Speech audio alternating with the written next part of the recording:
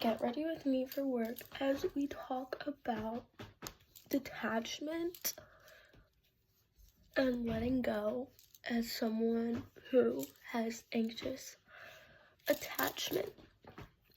So, usually anxious attachment is triggered by something in your childhood. Maybe, it's usually someone you care about, and you start to notice, the way that they act towards you dictates how you feel about yourself, and so you kind of try hard to change yourself to make them happier, and it just becomes a habit in life. You almost become like a shapeshifter. A lot of these people are people pleasers. You find yourself changing for other people around you to like you, and eventually a person's every word, look, behaviors towards you can dictate whether you're having a good day or a bad day, or whether you feel enough or not enough. I want to tell you that it's okay. It happens to everyone. It happens to me. And it is extremely, extremely common, and it is manageable. Anxious attachment usually becomes worse when the person that you depend on does not reciprocate the same, feelings, or doesn't value you as much as you value them. So you think that, you can love someone into loving you more. You can be more nicer to them to make them be nicer to you. And again, I talked about this in another video. You need to stop expecting reciprocation from people in life. Again, like I said, you could be the nicest person and someone is still going to decide to go out of their way to be a complete dick to you. And so the way you combat this is detaching. And I know this sounds very difficult, because it is. It's difficult and it takes time. But I think the hard thing about detaching is it's scary to a lot of us, because we spend all of our time thinking and ruminating about that one person. It becomes your life. And so I think the scary part of detachment isn't really, not talking to that person or not thinking about that person anymore. It's, what do I do with my time? And what do I do with my thoughts if that person's not in it? And my answer is obsess over yourself. Girl, you or boy, you are going to spend time loving yourself, figuring out who you are, what you like to do, pick up new hobbies, do things that make you feel good. Affirmations, reading, and also setting boundaries. Setting boundaries is going to be really, really important, because here's the thing. Most people have a sense that you have anxious attachment, especially, I don't want to target men, but men who know that you're always going to answer when they message you. They kind of use you as that backup option to message you when they're bored, because they know that you'll be there waiting for their message. They know that you spend your days thinking about them, and they're going to abuse that knowledge that they have about you. And you cannot let that happen. There is nothing more humiliating than answering a man in 0.1 seconds after he hasn't responded to you in a week. Trust. Trust me on that one. So you are going to set boundaries for yourself.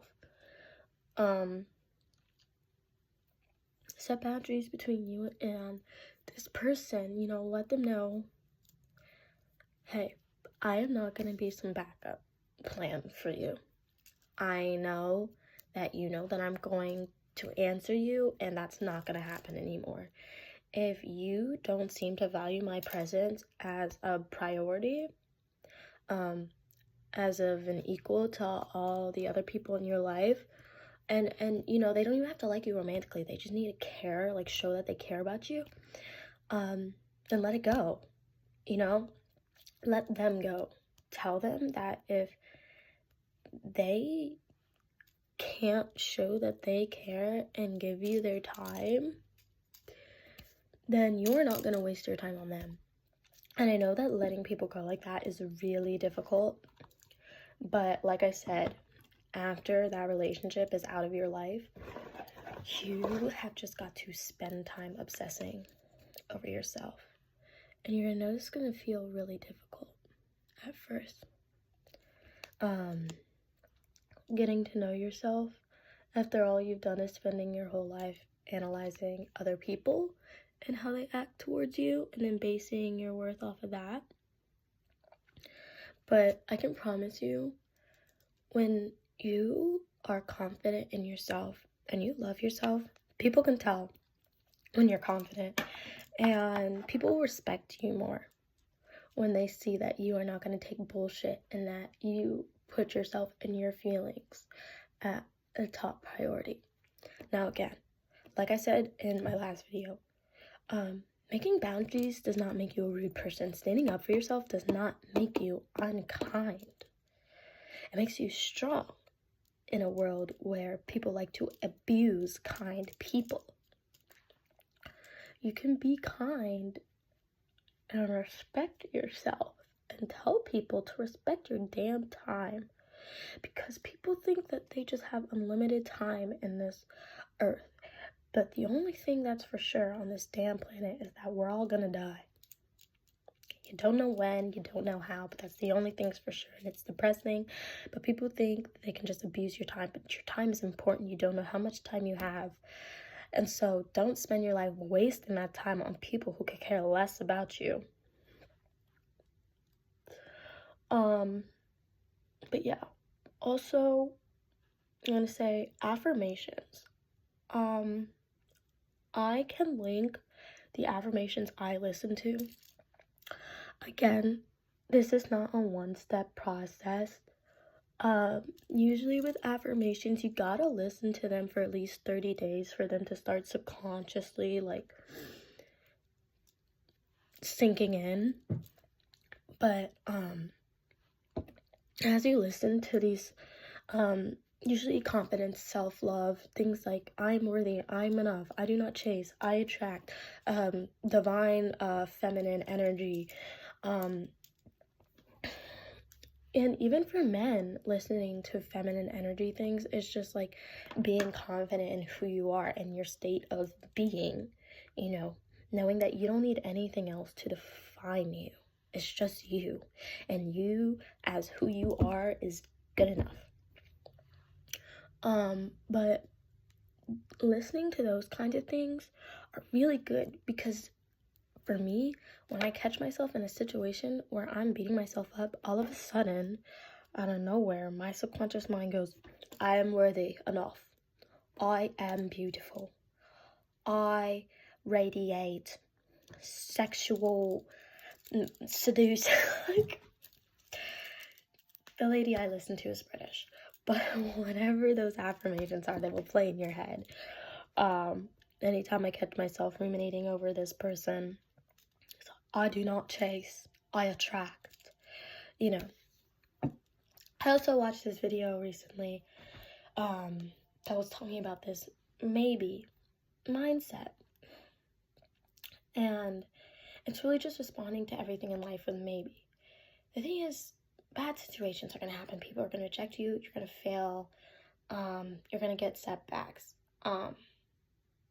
But it's really about how you react to those things, because initially everything in life happens for a reason, and it's to put you on the path you're meant to be on.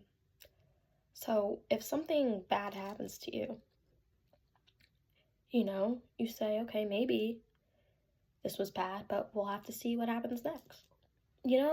Something always follows it, and there's always a silver lining to things that happen in your life.